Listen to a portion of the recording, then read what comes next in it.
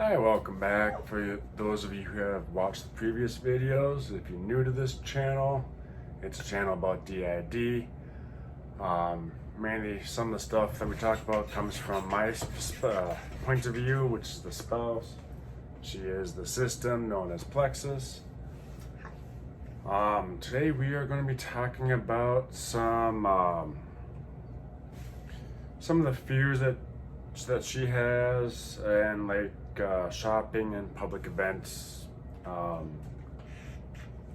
stuff. Balls. We're not talking about that. Gotta love Tourette at times. Yeah, I know some of her fears is like when we go shopping, is losing. Actually, I won't say, maybe not necessarily exactly a fear, but pretty much like losing sight of me. Like she goes down one aisle and I happen to turn and go around a different aisle. At times she'll dissociate and think that she went there alone and forget where the car is, forget why she's there, and a few other things. You want to talk a little bit about that? Or? Yeah, I mean, it's can be frightening. I don't like when that happens. I get really paranoid that maybe he doesn't even exist. That's where some of my other disorders come into play. I'll get paranoid and kind of start to fall into a delusion that maybe he's just made up, maybe he's an hallucination of mine, and everyone that I know, I don't know, and I'm there alone, and I don't know how I got there, or how I'll get home, or if I know how to get there, or where the car would be. And yeah, that's frightening, to say the least. But that doesn't happen too much anymore. It's getting a lot better, slowly. It's taken years, and it still happens occasionally, but just not as often. I know one of the things that we do, like if we lose sight of each other and I haven't seen her in a hot minute, I'll whistle or say this one phrase that she has a tick with, which she doesn't like it being said, so I don't blame her. But it's a great way to find each other. Yeah. Yeah, helps us stay in contact if we're farther apart. I'm not sure where he is. I can recognize his voice really well, so that helps. Since I can't see over aisles or shelves or anything like that. Yeah. And some places frown. No. Balls. A lot of we haven't tried it yet, or we haven't done it yet. Just getting a balloon and like tying it to her wrist, or if she has her hair up in like a bun or something, tying it there too. So I can just sit there and watch the balloon. All two of my hairs. Situation does sound very interesting. Yeah, I mean, other things that have to do with shopping and public events and fears and stuff include my Tourette syndrome. For instance, you know, like I said, this is kind of about multiple disorders today. How multiple disorders interact. Did you get it? I actually got it. Hey, good job. I got the bug. With my Tourette's, I get nervous. It plays on my anxiety because I don't always like going out alone, because I don't know how others are going to react to me. Sometimes I think people must think that I'm on drugs or something. Like that one time you went to Dairy Queen by yourself? Yeah, one time I went to Dairy Queen by myself, and I'm pretty sure I scared the ever-loving shit out of the poor old couple that was in there. They were looking at me like I had 3 heads and horns coming out of each one of them. And yeah, I'm pretty sure they thought I was like tweaking on something, or I don't know what. because I was ticking, and there's nothing that can be done about it.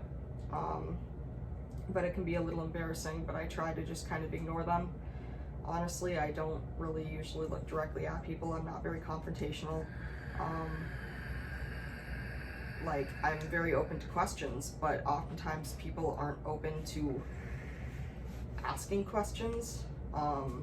They'll just kind of make their assumptions and move on quietly, which can be difficult. That plays on my anxiety, and it makes me feel awkward, uncomfortable, worried. I don't know, if, I don't know. I know one thing that helps with when she's really ticky on those few days, when we're out and about, is just more or less ignoring. I might make a few comments here and there, like, "Oh yeah, you're actually ticky today," or something like that. Especially if we're kind of like nearby someone else, so maybe that might. Oh, she has. If they've heard about Tourette's and tics, and I mentioned that she's a little extra ticky, that will help if they actually know those terms. I think it just in general helps for you to be around, because your confidence and your ability to ignore my Tourette's puts others at ease. They see that he's not reacting in a negative, scared, or offended way, and they tend to follow suit with that. But when I'm alone, it's a little bit different. And I have no one else for myself to focus on. Whereas when I'm with him, I can focus on him. I can focus away from my own Tourette's. I can focus away from the other people who may or may not be looking at me. And I can just focus on what he's doing, where we're going, what we're shopping for. It's easier. And also sometimes I say things, because the Tourette's, I will tic things that I'm not necessarily comfortable saying in public. I have tic where I say bomb.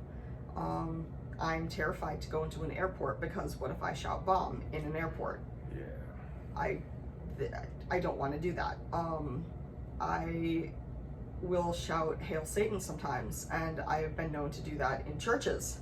I don't like, especially churches. It triggers that tic. I don't particularly like having to sit through a mass.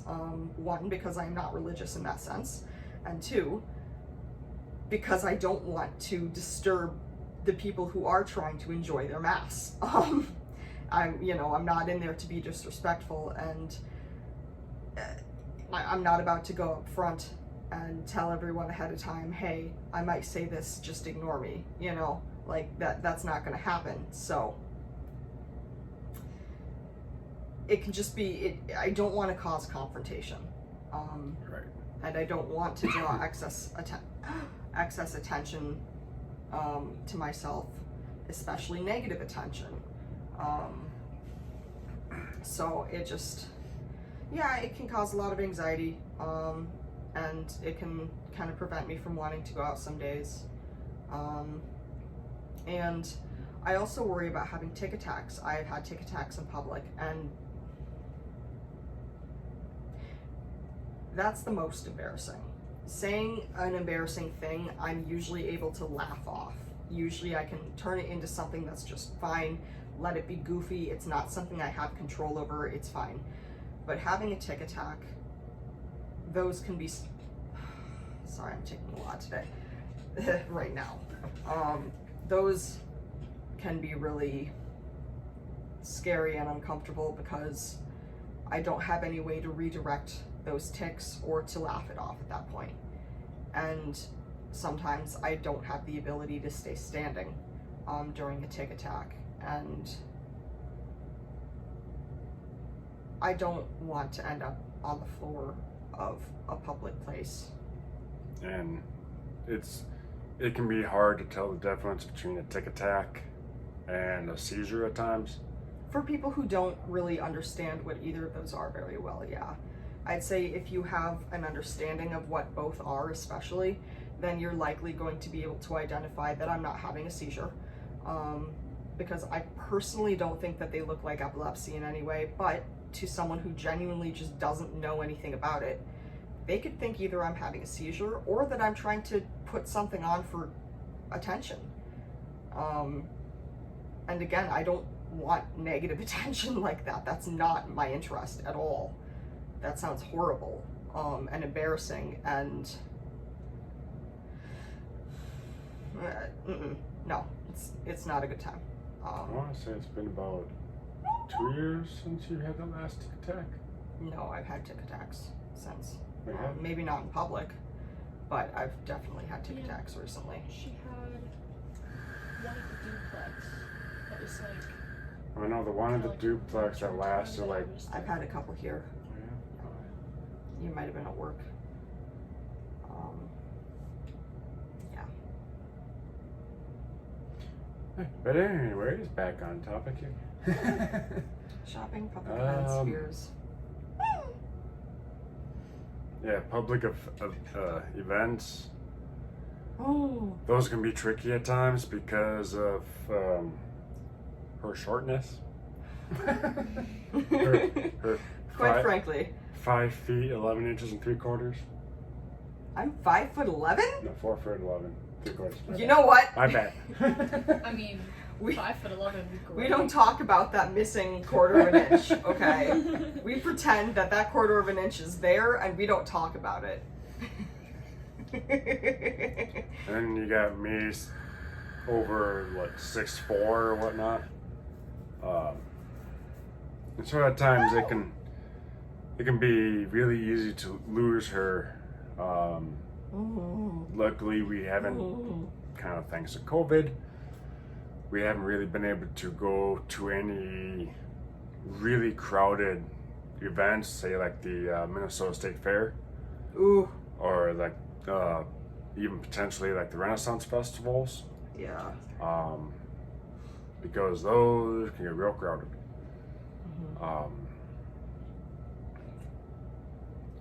Yeah, with that, just making sure that we're both wearing something that we can notice, identify. Like I don't have any right nearby me. I've got a dildo. Like wearing a particular one, I have like a dozen different hats that I will wear, baseball caps. Making sure that I wear one of those if we go to one of them, so that way she knows, hey, if I happen to lose them, look for this particular hat. Yeah, I definitely identify people by the clothes they're wearing and the height that they stand at. I'm not always the best with faces, and I'm not good with crowds. I'm not good with any cluttered space of any fashion or sort because I just don't process well in that kind of a situation. For instance, my table is very cluttered right now. I'd like to get it cleaned off because I have trouble finding things on it that are right in front of me, just because there's so many other items there to see. And so the same can be true when there's a lot of people around. I have trouble distinguishing one person from another, unless they stand out in some particular way. For instance, if you're wearing a bright orange shirt, or you happen to be the tallest one in the crowd, or Right. Something like that. But we usually try to stay relatively close, and I try not to walk too fast. I'm used to walking fast. My mom's a fast walker. When I was like 2 feet tall, I was trying to keep up with my dad, 6 feet tall. So yeah, I learned how to walk fast. You will tell me how to walk fast. Wow. Yeah, going to high school I did too. Oh, and if you're wondering who that lady right there is that I was just poking at, that is my oldest daughter. Yeah, I don't know if you want your name out there. Her name is Danny. I can't remember. I think I may have mentioned about my kids in a previous video. I don't know. Lightly, loosely. Lately, it's been a while since I looked over the videos last. Same. yeah, she's been a great help. She's been helping us come up with some ideas for videos and stuff. Mm-hmm. Very good ideas. Mm-hmm. Anything else you want to mention? I think it's a pretty long video already. I think we're probably kind of reaching our limit. And yeah, I think we've talked about most of the stuff I could think of to talk about. I mean, besides coming up with like, I don't know, like a whistle or a saying or something to help keep track of each other. Kind of doing like a That's Marco Polo situation. Polo! That was the Sorry. tick that I tried not to mention. Polo! Oops, I'm Because sorry. It's okay. It's okay. Hi! Polo! Polo. hey, so yeah, we're ended here. Polo! Thank you for watching. Yet again, if you have any questions, ideas for future videos, Polo! or if you just want to stop by and say hi, we love the comments. We both read them. I'm a and canary. we'll talk to you guys later. Bye. Bye.